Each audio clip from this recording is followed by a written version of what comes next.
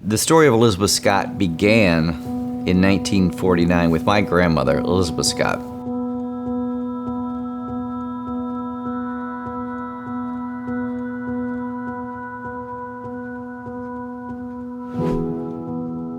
She was a farmer's wife. At a point in her life, but it was probably the empty nest syndrome, her husband died. And really, he was a farmer, and that's all they did. They had no other income. So she went to the what was called the state hospital. She got a licensed practical nursing degree. At that time, the medical director at the state hospital suggested she take some of the ladies back to her farm home and care for them there, and really started her farm nursing home at that point. She lived on site. She actually had I guess there was like a mobile home or some kind of trailer or something on site that she lived at right there.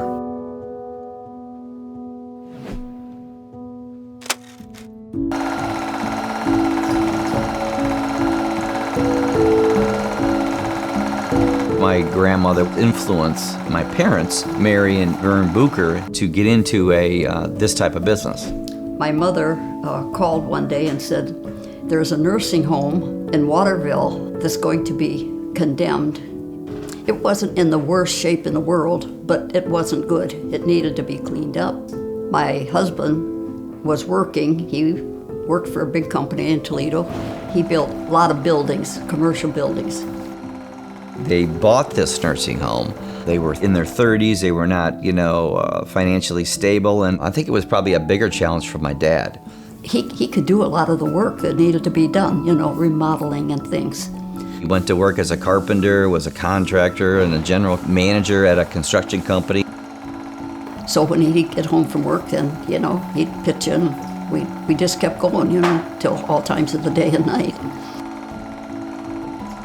It later became Hillcrest Care Center. That's what they called it at that time. So when I was a kid, I grew up around Elizabeth Scott, since my very earliest memories. I actually remember Hillcrest, but I remember being in a parade and going through Waterville and stuff. They wouldn't let me drive the truck, but they let me on the float. In 1969, she was 88.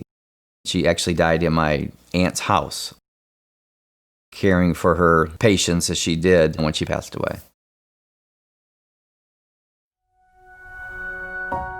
So in '76, I believe they purchased the farm nursing home from my aunt. Later that year, the next year, they completely renovated it. I did not want the main part of the house to be demolished. So we had a wing on the left side and a wing on the other side. But we still kept the main part of the house, except we had to take the top off. I changed the name because the farm was one thing. I wanted it to be a memory to her. It became what's now known as Elizabeth Scott Memorial Care Center, and it was in memory to my grandmother.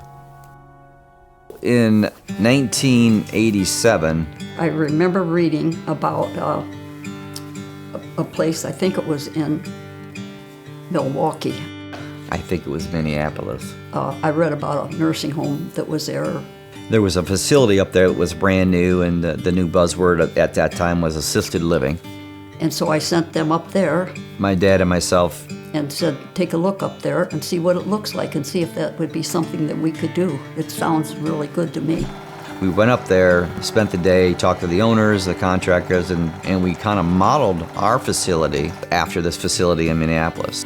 And so we put the Hillcrest up for sale. And that was called Phase 1. Basically expanded Elizabeth Scott to the first assisted living building that we have, the 2-story building. And that, I believe, opened in 1988. 2 years later, we built our second phase of assisted living apartments. The Elizabeth Scott Community Nursing Care Center was still there. And they filled that up right away. Because at that time, there was nowhere else to go. There was really no assisted living around at that time. At that point, it doubled our size. After the assisted living the second phase was completed, my parents decided to retire. We worked a lot of time, and we were getting tired. At that point, two sisters and myself purchased the nursing home from the whole grounds from my parents. And then in '96, we all decided it was time for a new nursing home. 50 beds, brand new facility. Looking back through history, my grandparents certainly, added a huge number of buildings there, a good amount of them. We've not just stayed nursing home. We've added assisted living. We've added independent living.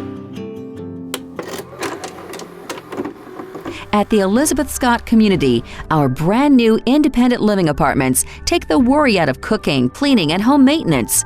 We offer spacious one-bedroom, 770 square foot apartments.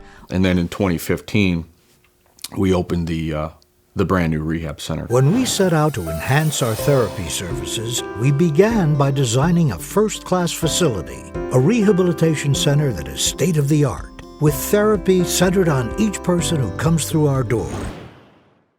Met my wife there in 2006.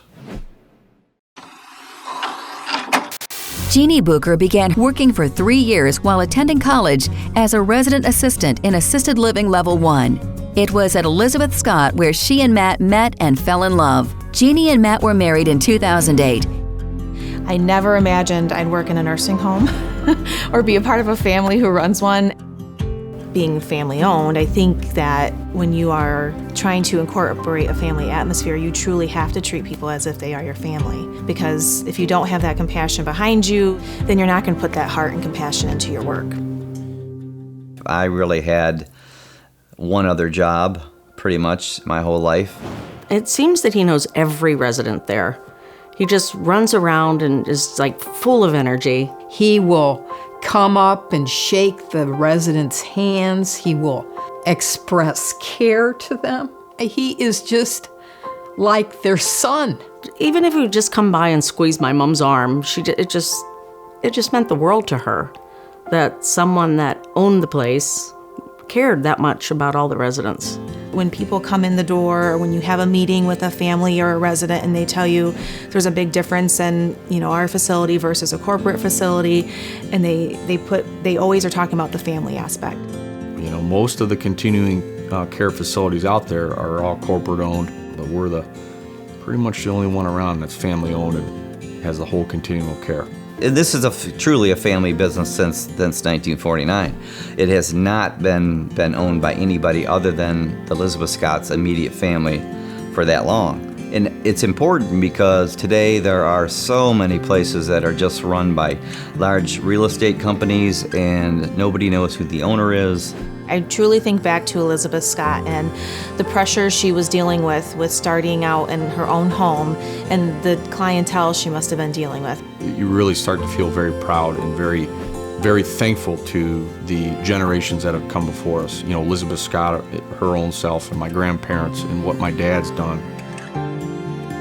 If I had to do it over again, I would not choose anything but this. I think if I had it to do over, I would do exactly what I did.